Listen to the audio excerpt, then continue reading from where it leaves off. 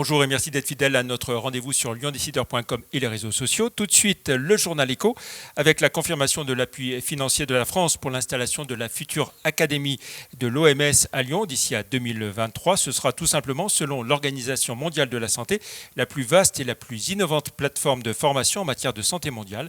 Un investissement de 90 millions d'euros pour la France, apporté à hauteur de 30 millions chacun par l'État, les collectivités locales, régions, métropoles et villes de Lyon et le secteur privé.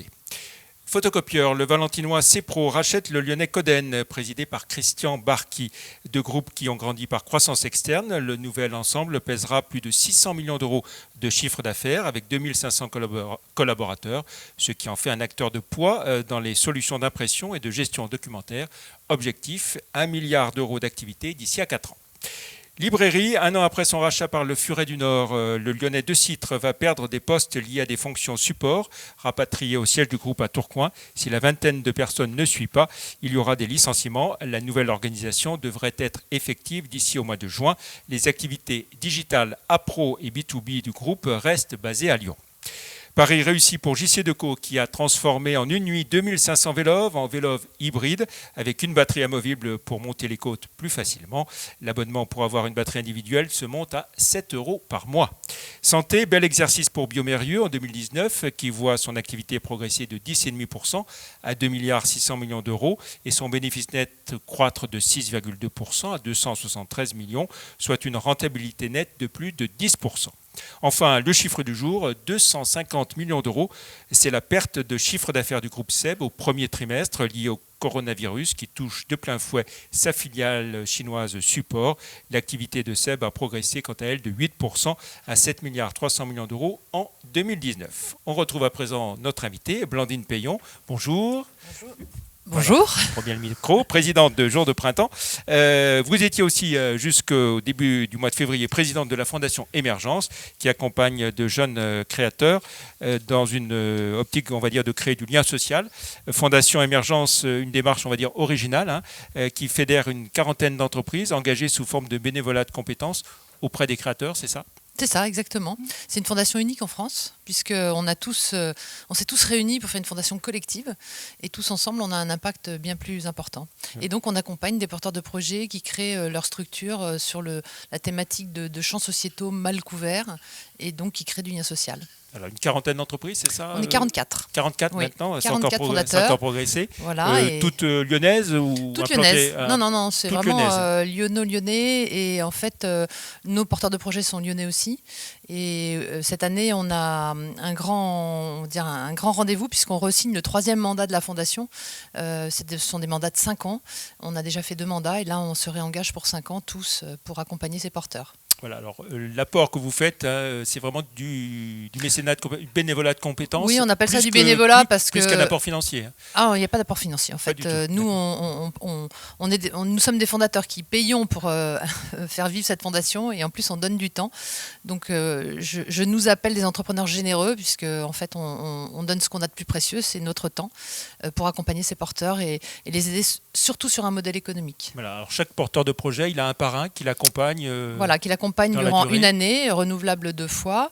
Et puis, le parrain va s'accompagner de temps en temps de compétences dans les entreprises sur du digital, des ressources humaines, du juridique.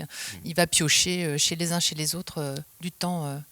Et encore une fois, donc l'idée, c'est que ce sont des entreprises qui créent du lien social. Oui, alors ce sont des champs sociétaux, l'éducation, la santé, le handicap, et on a accompagné des projets comme Moby Travel, les petites cantines, Cité d'Or, et une école étincelle, enfin voilà, tout un tas de dispositifs qui aident la société à mieux vivre ensemble en fait. En 10 ans, combien est-ce que vous avez accompagné de projets au total ? 53 projets, je crois, et plus de 300 emplois créés. Et surtout, ce qui nous importe, ce sont les bénéficiaires, parce que c'est notre calcul, c'est plus de 170 000 bénéficiaires grâce à ces nouvelles entreprises. Alors, vous avez cédé la présidence, Eh oui, ça y est, j'ai cédé la présidence après 8 ans de bons services à Jean-Louis Pivard, qui est donc le président de Groupama, depuis 8 ans d'ailleurs.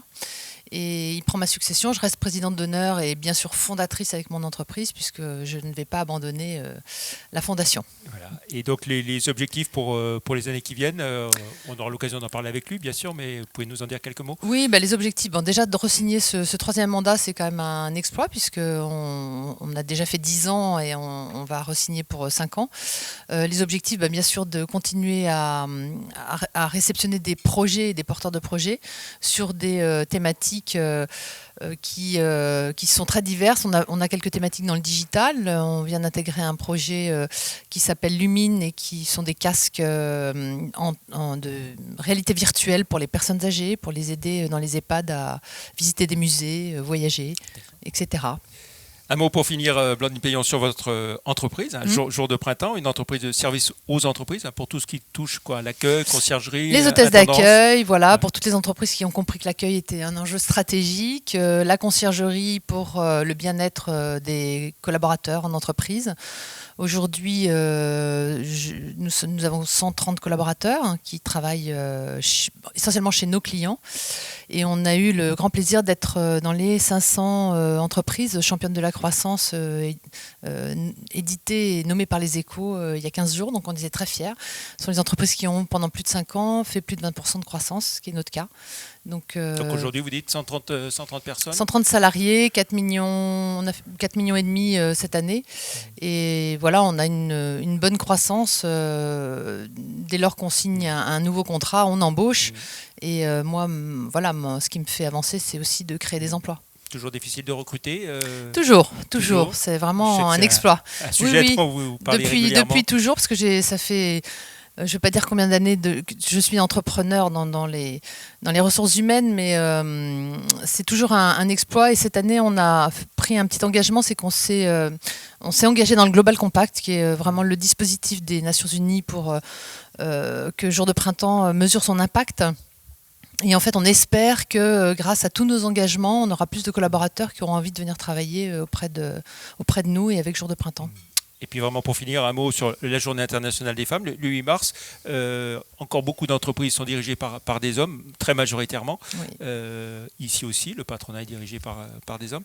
Les mentalités ont encore du mal à évoluer?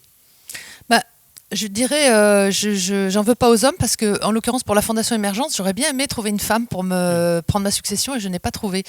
Donc, je pense que c'est à nous, les femmes, de nous mobiliser plus, pour prendre des mandats et prendre des directions. Moi, j'ai toujours trouvé que d'être une femme, c'était un avantage. Donc, je les incite à le faire. Une présidente pour le MEDEF Lyon-Rhône en juin prochain, c'est envisageable, par exemple? Ça serait bien, bien. Est-ce que des femmes vont se présenter? C'est un petit peu, il faut aller les chercher en fait. Elles ne viennent pas spontanément Vous, par exemple, candidater. Non, parce que je ne saurais pas faire. En fait, je ne suis pas très bonne dans tout ce qui est très politique et politiquement correct. Donc, je suis plutôt une entrepreneur qui a envie de donner du temps bénévolement pour des causes sociétales, en fait. Ça pourrait être ça aussi, le changement. Oui, c'est vrai, ça pourrait être ça. Vous avez raison. C'est peut-être une idée d'ailleurs à soumettre. Réfléchissez-y. Oui. Merci beaucoup, Blandine Payon, d'être venue dans Lyon Décideur, le journal Écho. Merci, au revoir.